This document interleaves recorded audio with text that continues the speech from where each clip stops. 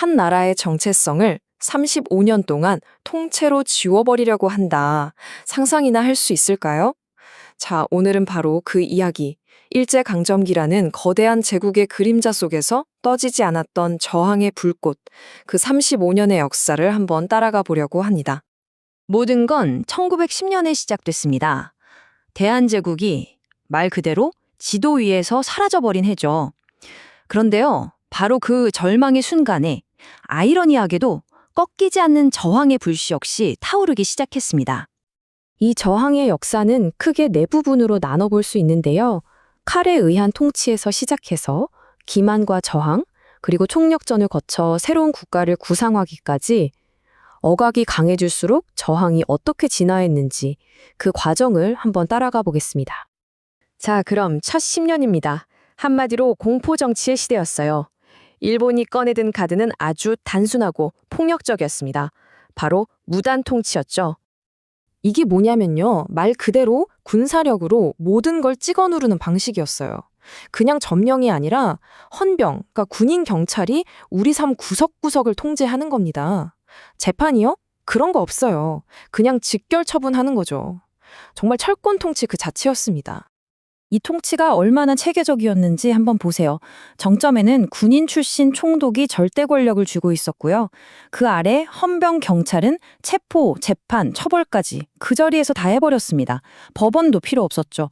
심지어 조선 태형령이라고 해서 오직 한국인에게만 적용되는 굴욕적인 매질까지 있었어요. 정말 머리부터 발끝까지 공포로 옭아매려는 시스템이었던 겁니다. 하지만 아시잖아요. 누르면 터져 나오기 마련입니다. 그리고 그 거대한 저항의 불꽃이 아주 의외의 곳에서 타오르기 시작해요. 1919년 2월 8일 일본의 심장부인 도쿄에서 유학생들이 먼저 독립선언서를 발표합니다. 이게 신호탄이었어요. 이 소식에 용기를 얻은 민족 대표들이 바로 다음 달 3월 1일에 서울에서 독립을 선언하고 마침내 전국적인 3.1 운동으로 폭발하게 된 거죠. 이 숫자를 좀 보세요. 200만 명 이상. 당시 인구를 생각하면 이건 정말 어마어마한 숫자입니다. 1,500회가 넘는 시위가 전국에서 일어났어요. 이건 그냥 일부의 저항이 아니었던 거죠. 학생, 농민, 상인, 사회 모든 계층이 다 함께 외친 자유를 향한 거대한 함성이었습니다. 너희의 칼로는 우릴 꺾을 수 없다는 아주 분명한 메시지를 던진 겁니다. 자, 이 3.1 운동의 엄청난 규모에 일본도 충격을 받습니다. 아, 힘으로만 눌러서는 안 되겠구나 깨달은 거죠. 그래서 전략을 바꿉니다. 훨씬 더 교묘하고 세련된 방식으로요. 바로 철권을 감춘 벨벳 장갑이라고 불리는 1920년대 문화 통치의 시작입니다. 이 문화 정치라는 게 뭐냐면요. 표면적으로는 아주 유화적인 정책이에요. 이제 군인 말고 민간인 총독도 보내줄게, 너희 문화도 존중해줄게 하면서 달래는 거죠. 한국인들의 저항 의지를 무마시키려는 겉보기엔 아주 부드러운 접근법이었습니다. 하지만 현실은 어땠을까요? 이 표를 보면 그 기만성이 한눈에 들어옵니다. 자, 문관 총독 임명 약속했죠? 단 한 명도 안 왔습니다. 전부 군인 출신이었어요. 경찰도 일반 경찰로 바꾼다더니 오히려 인력과 예산을 3배나 늘려줘 감시를 강화했고요. 언론의 자유? 치안유지법이라는 걸 만들어서 독립운동가들을 잡아가두는 데 썼습니다. 결국 뭐냐? 친일파는 키워주고 저항 세력은 철저히 탄압해서 우리 민족을 분열시키려는 아주 교활한 숙셈이었던 거죠. 일본의 전략이 이렇게 교묘해지니까 우리 저항도 가만히 있을 수 없죠. 한 단계 더 진화합니다. 이제는 만세 시위만 하는 게 아니에요. 의열단 같은 조직은 직접 식민 통치기관을 파괴하는 무장투쟁에 나섰고요. 우리가 만든 물건을 쓰자는 물산 장려 운동으로 경제적 자립을 꾀하기도 했습니다. 또 우리 손으로 대학을 세우자는 운동도 있었고 민족주의와 사회주의 세력이 힘을 합쳐 신간회라는 단체를 만들기도 했죠. 정말 모든 분야에서 저항이 다각화된 겁니다. 그리고 1930년대가 되면서 상황은 최악으로 치닫습니다. 일본이 만주를 침략하고 중일 전쟁을 일으키면서 본격적인 전쟁의 광기에 휩싸이거든요. 이 총력전 체제 하에서 한반도에 대한 정책은 정말 상상할 수 없을 만큼 파괴적으로 변해갑니다.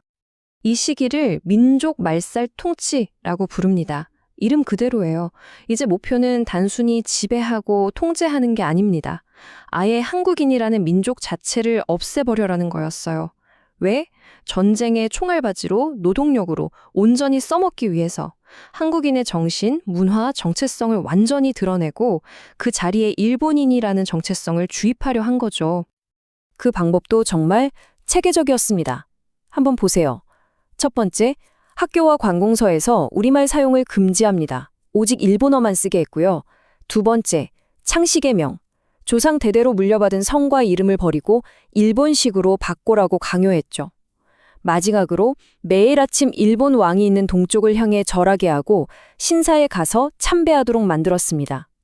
언어, 이름, 정신, 한민족을 구정하는 이 모든 걸 뿌리 뽑으려 했던 겁니다. 이뿐만이 아니죠. 국가총동원법이라는 무시무시한 법 아래 한반도의 모든 것이 전쟁을 위해 동원됩니다. 젊은이들은 군인으로 끌려가 총알바지가 됐고 수많은 사람들이 광산과 공장으로 강제징용됐습니다. 어린 소녀들까지 위안부라는 이름으로 전쟁터로 끌려가 끔찍한 고통을 겪었죠. 심지어 밥그릇, 숟가락 같은 놋그릇까지 빼앗아 갔어요. 말 그대로 사람과 자원, 모든 걸 탈탈 털어간 겁니다. 정말 숨 막히는 암흑기였습니다. 하지만 이런 상황 속에서도 자유를 향한 투쟁의 불꽃은 결코 꺼지지 않았어요. 오히려 더 치열하게 타올랐습니다. 이제 마지막 결전을 준비하면서 흩어져 있던 힘들이 하나로 모이기 시작합니다. 여기서 정말 대단한 점은요, 독립운동가들이 단순히 독립만 외친 게 아니라는 거예요. 이 절박한 상황 속에서도 해방된 조국이 어떤 나라가 되어야 하는지 그 미래의 청사진을 그리고 있었다는 겁니다. 그 구체적인 모습이 바로 한국 광복군입니다. 중국 충칭에서 만들어진 대한민국 임시정부의 정식 군대였죠.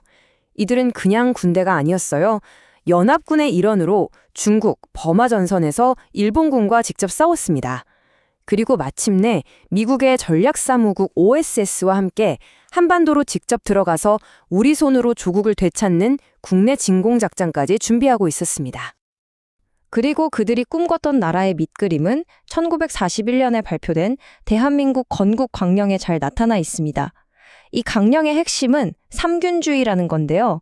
당시 기준으로 보면 정말 놀라울 정도로 진보적인 사상이었습니다. 여기 서문을 보면 이렇게 나와 있죠. 개인의 삶 사이에 존재하는 불균형을 정치, 경제, 교육의 균등을 통해 바로잡겠다. 그럼 이 세 가지 균등, 삼균이 구체적으로 뭘까요? 첫째, 정치적 균등. 18세 이상 남녀 모두에게 똑같이 선거권을 주는 보통선거. 둘째, 경제적 균등. 주요 산업과 토지를 나라가 관리해서 부의 솔림을 막겠다는 거고요. 셋째, 교육적 균등. 모든 국민이 돈 걱정 없이 최고 수준까지 교육받게 하겠다는 겁니다. 어떠세요? 단순히 일본으로부터의 해방을 넘어 모든 사람이 평등한 새로운 세상을 꿈꿨던 거죠. 그리고 마침내 1945년 8월 15일 35년간의 기나긴 투쟁 끝에 우리는 해방을 맞이합니다. 하지만 이야기는 여기서 끝나지 않아요. 이 끈질긴 저항의 역사는 오늘을 사는 우리에게 아주 묵직한 질문 하나를 던집니다. 민족의 정체성을 지키기 위해 모든 것을 바쳤던 그 35년의 투쟁 끝에 한 국가는 과연 자신의 미래를 어떻게 정의해야 하는 걸까요?